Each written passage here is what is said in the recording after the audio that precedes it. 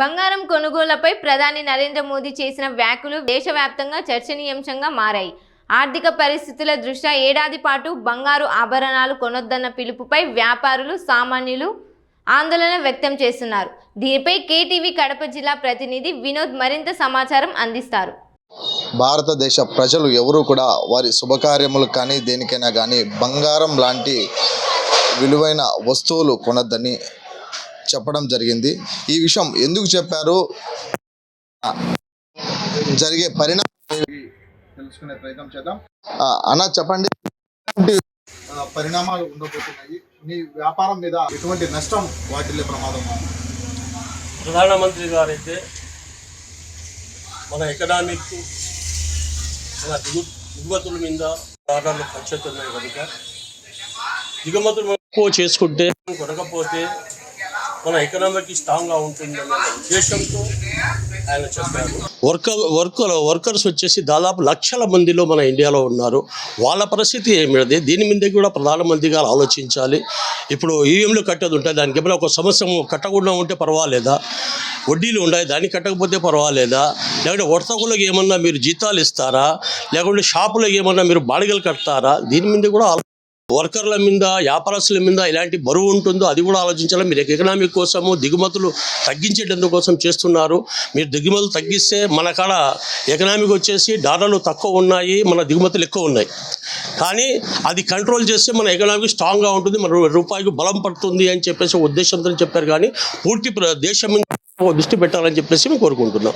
ఈ సంవత్సరం వరకు అదే గోల్డ్ కొనకూడదు అన్నారు కాబట్టి వ్యాపారాలు తక్కువ ఉన్నాయి. ఇప్పుడు దానివల్ల వచ్చే సంవత్సరం కూడా మేము కోలుకోలేము. ఈ సంవత్సరం కాదు, ఫ్యూచర్లో కూడా ఎట్టుంటుందేమో. ఎట్లానా ఇప్పుడు ప్రజలు కూడా శుభకార్యములకు కొనొద్దని చెప్పేసి అంటున్నారు కదా మోడీ గారు. అప్పుడు మొత్తం మీద మీకు బిజినెస్ తగ్గే అవకాశం ఉంది. ప్రజల పైన కూడా కొంచెం శుభకార్యాలు చేసుకోవడానికి కానీ ఏదో ఒకటి ఇబ్బందిగా ఉంది. ఈ పరిస్థితుల్లో ఎట్లా ఉండబోతుంది? మీకు వ్యాపారం పైన ఎటువంటి ప్రభావం చూపుతుంది? స్లోగా ఉంటుంది. వచ్చేవాళ్ళు కూడా కొందరు వెనక్కి పోవడము, మళ్ళీ ఆలోచన చేయడము, అట్లా వెనక్కి ముందుగా అట్లా జరుగుతూ ఉంటుంది. అట్లా ఇప్పటికిప్పుడే గోల్డ్ పైన కూడా కొంచెం రేటు కూడా తగ్గినట్టుంది.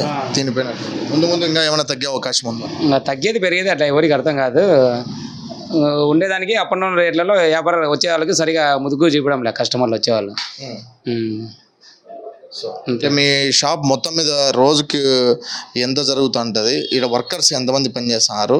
ఒకవేళ గోల్డ్ కొనడానికి సంవత్సరం పాటు ఇట్లే ప్రజలకి వెనకడుగు వేస్తే ఎట్లా ఉండబోతుంది? వాళ్ళకి మీరు ఇచ్చే జీతాలు కానీ పరిస్థితులు కానీ ఎలా ఉంటుంది? మేమంతా ఆర్డర్ తీసుకొని చేసేవాళ్ళము.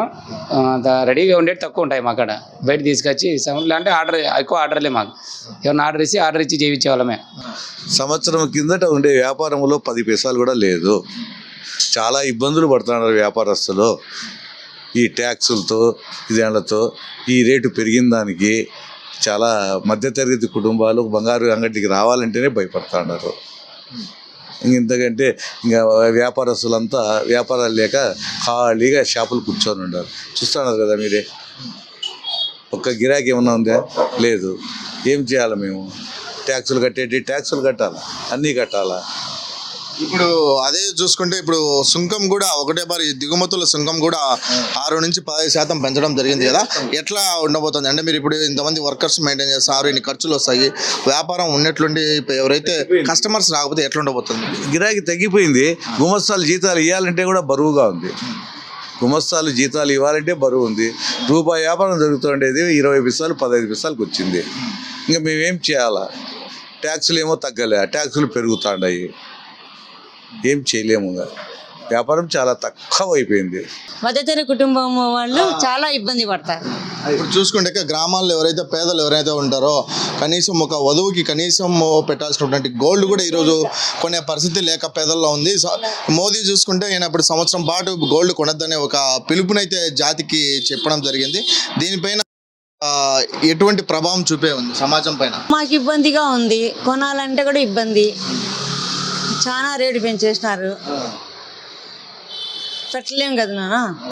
ఇది మొత్తానికి చూసుకుంటే ప్రజలు కూడా మోదీ చెప్పిన ప్రకారం ఒక ఆర్థిక పరిస్థితులు, భారతదేశ ఆర్థిక పరిస్థితులు ఆయన దృష్టిలో ఉంచుకొని చెప్పడం జరిగింది. కాకపోతే బంగారు వ్యాపారస్తులు కానీ, ఎవరైతే ప్రజలు మధ్యతరగతి పేదవాళ్ళు కానీ గోల్డ్ కొనే పరిస్థితి ఈ రోజు లేదు. అంత అధిక రేట్లు ఉన్నాయి. గోల్డ్ రేటు తగ్గిస్తే కొంచెం మధ్యతరగతి పేద కుటుంబాలు కూడా బంగారు శుభకార్యాలకు కొనే అవకాశం ఉంటుందని చెప్తున్నారు. అదేవిధంగా చూసుకుంటే వ్యాపారస్తులు కూడా వాళ్ళ యొక్క వర్కర్లని కానీ, వాళ్ళ యొక్క మెయింటెనెన్స్ ఖర్చులు కానీ, వాళ్ళ షాపుల పైన తీసుకున్న లోన్ ఈఎంఐలు కానీ కట్టుకోవడానికి పరిస్థితి అనేది దారుణంగా ఉండబోతుందని, దీనికి ప్రత్యామ్నాయ మార్గాలు చూపాల్సిన కనీస బాధ్యత కేంద్ర ప్రభుత్వాలపైన ఆధారపడి ఉందని ఈ సందర్భంగా చెప్పుకొచ్చారు. కెమెరామెన్ శ్యామ్తో వినోద్, కేటీవీ, కడప.